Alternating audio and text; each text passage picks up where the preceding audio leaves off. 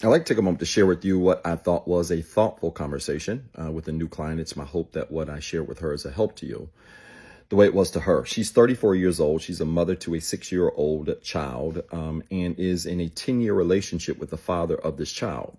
She came to me and said, Doc, I had a little incident at a party at the beginning of the year regarding my boyfriend and the father of my child that really brought something to light that I'm hoping you can help me navigate through. I said, what's going on? She said, well, we're at a party and we were there with some friends, and there was this conversation about marriage that was taking place and engagement. And one of his friends made the comment as we were talking that any person that stays in a relationship and is engaged more than 2 years is wasting time. I said, why did you take that comment some kind of way? She said, well, he gave some additional context. He said, of course, there can be challenges with finances. There can be a lot of different challenges that people have to go through when they're engaged. But he talked about how men and women who are sincere about their partners do so by making plans. She said, Doc, that bothered me. I said, why did it bother you? It sounds pretty accurate. She said, well, it bothered me because what I didn't tell you is that me and my boyfriend have exchanged, or rather he gave me a promise ring about 5 years ago. I said, okay. I said, well, what was the promise? She said, I guess the promise was that we were going to get married. I said, so why didn't he just give you an engagement ring? She said, I don't know. I said, you didn't ask? She said, I didn't ask. I said, so he gave you a promise ring 5 years ago. You didn't ask why he didn't give you an engagement ring, and I'm assuming you want one, correct? She said, yes, sir. I said, so why didn't you ask again? She said, I didn't. I just took the promise ring. I said, why'd you take the promise ring? She said, because frankly, I was excited to receive it. I said, are you wearing it? She said, no, I don't have it on right now. I said, do you wear it? She said, I do. I said, so why did this conversation, I'm assuming, trigger you again? She said, because it made me think about my situation. It's been 5 years and I've been living on a promise and it seems like nothing's changing. So when we got home that night, of course, a huge argument started. I said, how did the argument start? She said, well, I mentioned to him, what did you think about what such and such said at the party? And he started and proceeded to get very upset and said, that's their house. That's their life. That's his life. He can do what he wants to do. This is what we got going on over here. I said, well, what was your response? She said, well, I was kind of furious because it felt like he was deflecting and he was not facing the fact that I had been addressing him about us getting married and moving our families forward. I feel like in many ways I paused my life for him, and he gave me this promise ring to shut up, and I shared that with him. And now I feel like maybe he's wasting my time, and that conversation was the worst thing that could have happened to me because it planted a seed that now has me thinking, and you're probably looking at me, Doc, and saying, well, I should have been thinking that. I said, well, you read minds well because you absolutely should have. I said, but at least now you're coming to a place of self-awareness, and sometimes a conversation plants a seed that is necessary for us to grow and change. So I'm not criticizing you, but kudos to you for your self-awareness. She then started to cry. She said, Doc, I have not been able to unthink that conversation. And that happened about 4 or 5 months ago, and I can't get it out of my mind. And now I'm just sitting here trying to figure out what to do next. I said, well, did you ask him if he would be interested in doing some counseling, some therapy, some coaching? He said, absolutely not. She said, in fact, she shared with him that she was going to be having a conversation with me. And he looked at a little bit or one of my videos and came back to her and said he doesn't think it's a good idea. I said, did you ask him why? She said, I did. I said, what did he say? She said, well, he said he's not going to be truthful. He's going to be biased. He's going to come against me instead of telling you what your problems are. I said, and what did you say to him? She said, well, I said to him, you obviously don't watch his content. You obviously don't pay attention to the fact that this guy corrects everybody. I said, ma'am, I appreciate you offending me or defending me, but you never have to defend me.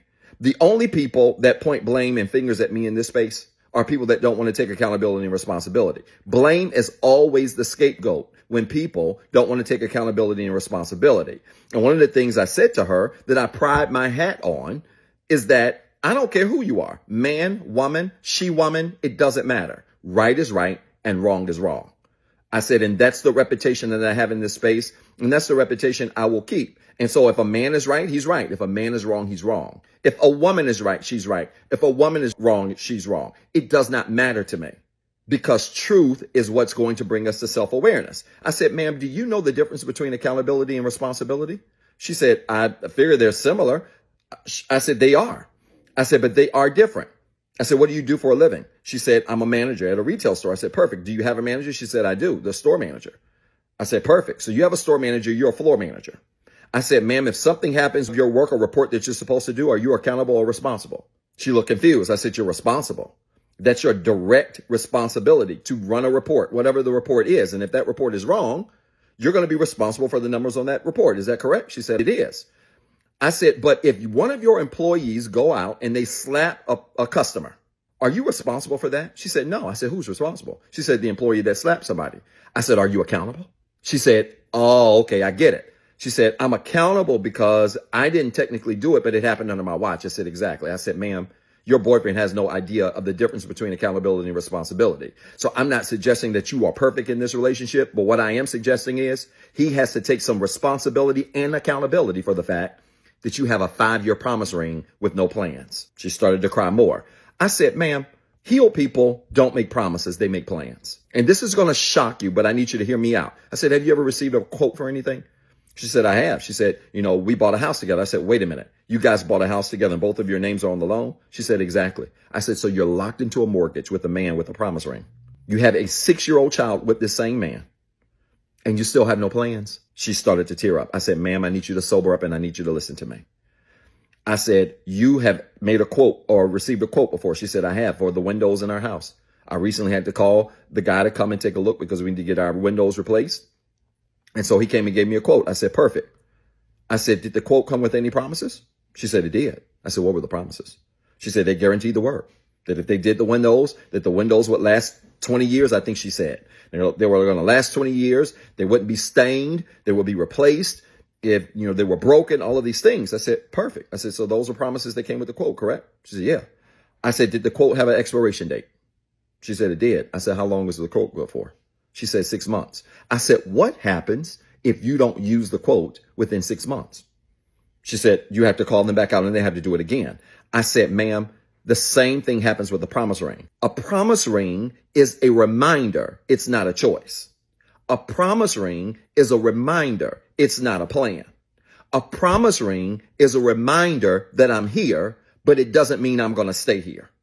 I said, ma'am, the same thing applies with the promise ring as it did with the quote on your windows. That just because you have a promise ring on your finger does not mean you have a future with this man. And you need to be very mindful of this. Normal people make promises, but healed people make plans. And you cannot justify that after a baby, a home, and 5 years of wearing a promise, why there have been no plans. And I get it. I know the narrative. People are going to say money. People are going to say this and that. People are going to say they want to be more stable. But none of that stopped y'all from having babies, buying houses, and coming up with a 5-year promise ring. I said, ma'am, this doesn't make sense. And you've got to keep this in mind, that promise ring is simply a reminder, but it ain't a choice. He has not chosen you. That promise ring is to remind you that he is there. It is not to remind you that he is going to stay. She was very thankful for the conversation. She said, Doc, what do you suggest I do next? I said, well, I can't make the decision for you, but what you can do is simple. You can do what I've told hundreds of people around the world to do. Figure out what your values are and align your values against this decision and ask yourself, does it make sense to wait around for year 6 of the promise and year 11 of the relationship with no plan? How does this relationship align with your values? And if the relationship aligns with your values, good luck. I hope it works out. If the relationship does not align with your values, you need to run as fast as you can. You have no obligation other than a mortgage. And that's something you're going to have to work through. You may even have to get an attorney to help you get through that. I said, but ma'am, you need to measure this relationship against your values, and your values will tell you exactly what to do next. We had a follow-up call 2 months later. She went through the value system. She said, Doc, the next week after I finished the system, I told him I was done. I went out and signed a lease for an apartment. I am splitting the rent on the mortgage.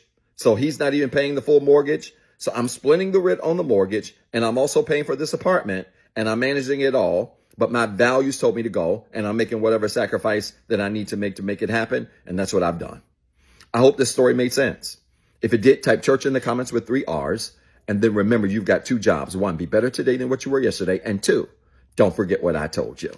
What's up, everybody? This is Dr. Zeb. Listen, I've been dying to make this announcement for a very long time now, and I'm pleased to say that Inspire Nation has officially launched. Yes, we finally got a Facebook and YouTube community group where we're going to have exclusive content, exclusive shorts, exclusive discussion prompts where we're going to engage with other people literally around the world who are on the same healing journey that we're on. I need you to go find these pages right now on Facebook and YouTube. Inspire Nation, follow the page, join the group, introduce yourself, and be prepared to link up with literally thousands of people around the world who are on the same healing journey, who are looking for the same resources, and who want to also be surrounded with other like-minded individuals who are growing in the same direction as you are. I'm so excited about this because it's the beginning of some great things I can't talk about right now. Listen, you got two jobs. One, be better today than what you were yesterday. And two, don't forget what I told you.